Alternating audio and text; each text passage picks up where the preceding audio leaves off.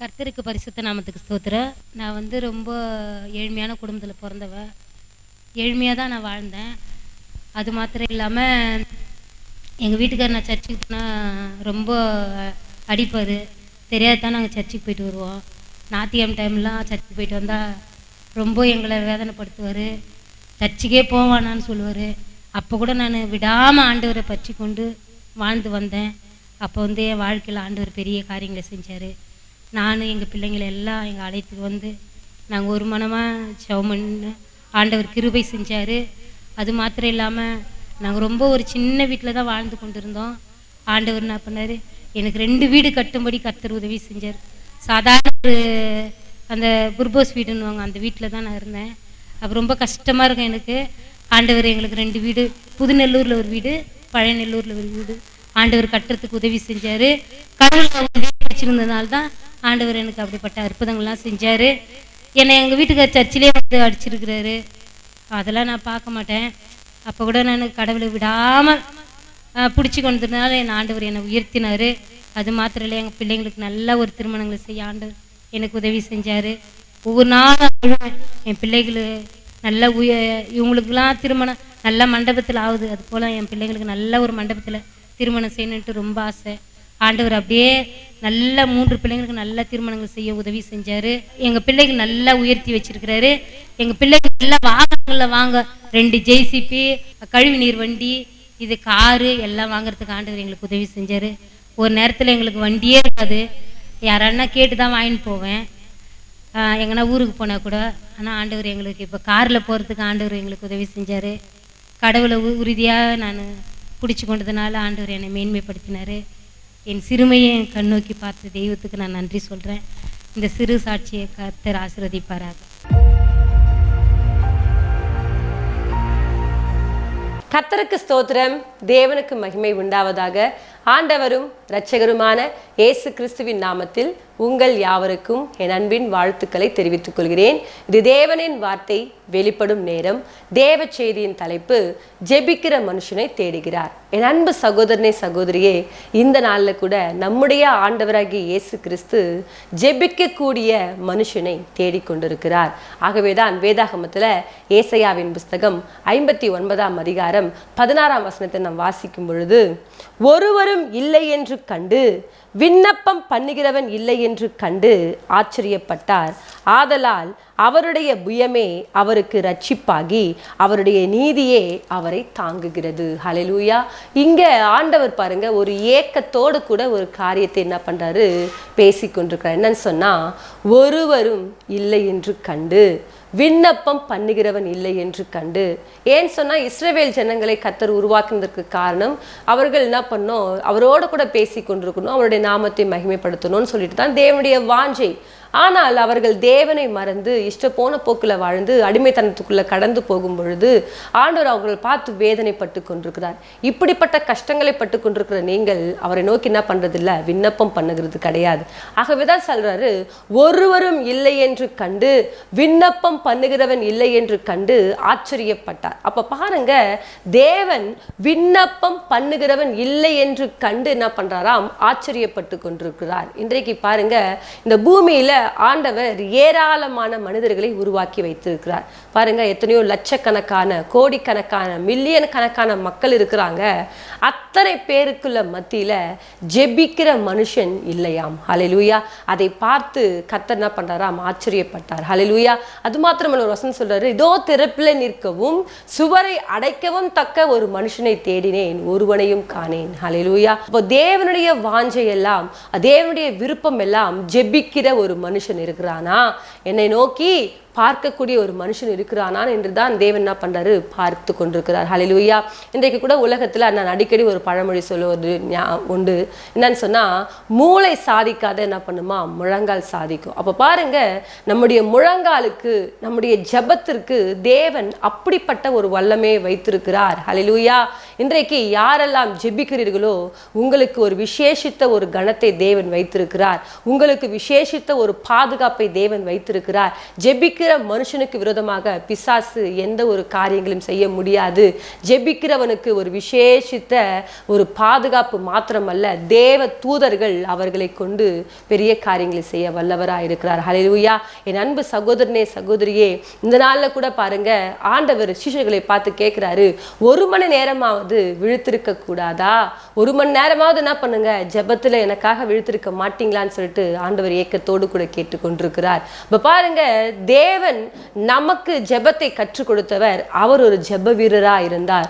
அவர் பாருங்க, அநேக இடங்கள்ல வனாந்திரத்துல தனிமையான இடங்கள்ல போயிட்டு என்ன பண்ணுவாரு, ஜெபித்து கொண்டிருப்பார். தனித்திருந்து ஜெபித்து கொண்டிருப்பார். இரவெல்லாம் ஜெபித்து கொண்டிருப்பார். அவர் வாழ்ந்த நாட்கள்ல பாருங்க, அதிக நேரம் ஜெபத்திற்கு செலவு செய்திருக்கிறார். ஹல்லேலூயா. ஆகவே நம்முடைய ஆண்டவராகிய இயேசு கிறிஸ்து எப்படி இருக்கிறார்னு சொன்னா, அவர் ஒரு ஜெப வீரர். அவருடைய பிள்ளைகளாகிய நாம கூட எப்படி இருக்கணும்னு சொன்னா, ஜெபிக்கிறவர்களா இருக்க வேண்டும். ஆகவே தான் சொல்றாரு, விண்ணப்பம் பண்ணுகிறவன் இல்லை என்று கண்டு ஆச்சரியப்படுகிறார். இன்றைக்கு தேவன் அப்படிப்பட்ட விண்ணப்பங்களை நீங்கள் ஏறெடுப்பீர்கள் என்று சொன்னால், உங்களை கண்டு கர்த்தர் ஒரு பெரிய காரியத்தை செய்ய வல்லவரா இருக்கிறார். தேவன் தேடுகிற ஒரு மனுஷன் நீங்களா இருக்கணும். ஹல்லேலூயா. என் அன்பு சகோதரனே சகோதரியே, இந்த வார்த்தைகளை கேட்டுக்கொண்டிருக்கிற நீங்கள் ஒருவேளை ஜெபிக்காமல் இருப்பீர்கள் என்று சொன்னால், இன்றைக்கு ஒரு தீர்மானம் பண்ணிக்கொள்ளுங்கள். இன்றைக்கு தேவனுக்காக எதையாகிலும் சாதிக்க வேண்டும் என்று நிறைய பேருக்கு ஆசை. நான் எதையாச்சும் செய்யணுங்க இயேசுவுக்காக. இயேசு எனக்கு ஜீவனை கொடுத்தாருங்க, இயேசு எனக்கு சுகத்தை கொடுத்தாருங்க, இயேசு என்னை வாழ வச்சாருங்க. ஒரு நாள் நான் பாவத்துல வாழ்ந்து கொண்டிருந்தேனுங்க, அப்படிப்பட்ட வாழ்ந்து கொண்டிருந்த எனக்கு ஒரு புதிய வாழ்க்கையை கர்த்தர் கொடுத்து இன்னைக்கு எனக்கு சாட்சியாய் வாழ வச்சிருக்கிறாருங்கன்னு சொல்லிட்டு எத்தனையோ பேருக்கு என்னன்னா, இயேசுவுக்காக எதையாகிலும் செய்ய வேண்டும் என்று வாஞ்சையோடு கூட இருக்கிறீங்கல்ல, அவருடைய ஏக்கம் எல்லாம், அவருடைய தாகம் எல்லாம் எது என்று சொன்னால், தேவனை நோக்கி விண்ணப்பம் பண்ணுவீர்களா என்பதுதான் தேவனுடைய ஏக்கமா இருக்கிறது. அந்த ஏக்கத்தை யார் ஒருத்தர் நிறைவேற்றுவீர்களோ, உங்களோடு கூட கர்த்தர் ஒரு இருந்து பெரிய காரியத்தை செய்ய வல்லவரா இருக்கிறார். ஹல்லேலூயா. ஆகவே தேவன் நமக்கு ஜெபத்தை பற்றி கற்றுக் கொடுத்திருக்கிறார். ஆகவே தான் சொல்றாரு, ஜெபத்தை கேட்கிறவரே, ஹல்லேலூயா, மாம்சமான யாவரும் உம்மிடத்துல வருவார்கள். அப்ப பாருங்க, தேவன் ஜெபத்தை கேட்கக்கூடியவர். மாம்சமான யாவரும் என்ன பண்ணுமாம், அவரிடத்துல வர வேண்டும். அது மாத்திரமல்ல, அவர் திக்கற்ற பிள்ளைகளுடைய ஜெபத்தை அலட்சியம் பண்ணாமல் அவர்கள் விண்ணப்பத்தெல்லாம் என்ன பண்றாராம், அங்கீகரித்து கொண்டிருக்கிறார். ஹல்லேலூயா.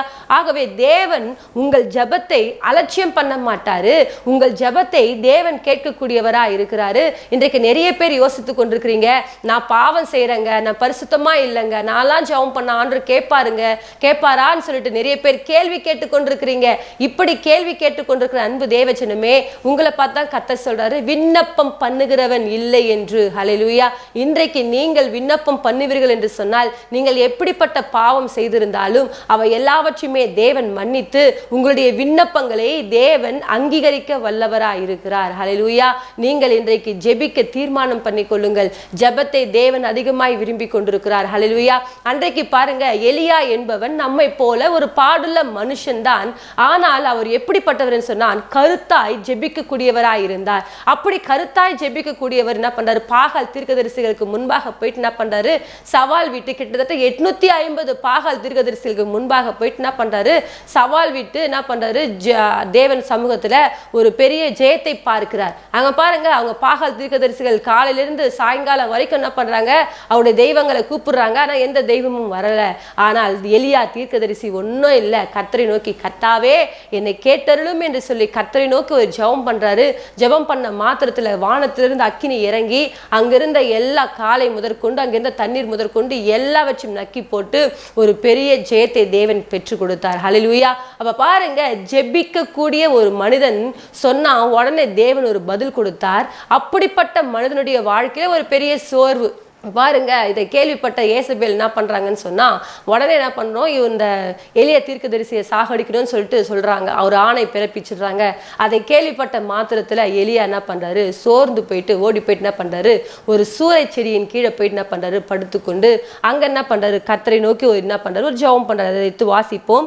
1 ராஜாக்களின் புஸ்தகம் 19ஆம் அதிகாரம் 4ஆம் வசனம் 5ஆம் வசனத்தை நாம் வாசிக்கும் பொழுது, அவன் வனாந்திரத்திலே ஒரு நாள் பிரயாணம் போய் ஒரு சூறை சூளை செடியின் கீழ் உட்கார்ந்து தான் சாக வேண்டும் என்று கோரி, போதும் கர்த்தாவே, என் ஆத்துமாவை எடுத்துக்கொள்ளும், நான் என் பிதாக்களை பார்க்கிலும் நல்லவன் அல்ல என்று சொல்லி ஒரு சூளை செடியின் கீழ் படுத்துக்கொண்டு நித்திரை பண்ணினான். அப்பொழுது ஒரு தூதன் அவனை தட்டி எழுப்பி, எழுந்திருந்து போஜனம் பண்ணு என்றான். ஹல்லேலூயா. இங்க பாருங்க, இவர் இப்படிப்பட்ட ஒரு ஜெப வீரர் தான். அவ்வளோ 850 பாகால் தீர்க்கதரிசிகள் முன்பாக சவால் விட்டு அவர் பெரிய ஜெயத்தை பெற்றவர், அவங்களெல்லாம் சாகடிச்சு போட்டவர். ராஜாக்கு முன்பாக சவால் விட்டு, என்னுடைய வார்த்தையினால் அன்றி இந்த பூமியில 3 வருஷம் மழையும் பனியும் பெய்யாதுன்னு சொல்லிட்டு அப்படிப்பட்ட ஒரு சவால் விட்டு ஒரு பெரிய ஜெயத்தை பார்த்த ஒரு மனுஷனுக்குள்ளாக ஒரு சோர்வு வந்துச்சு பாருங்க.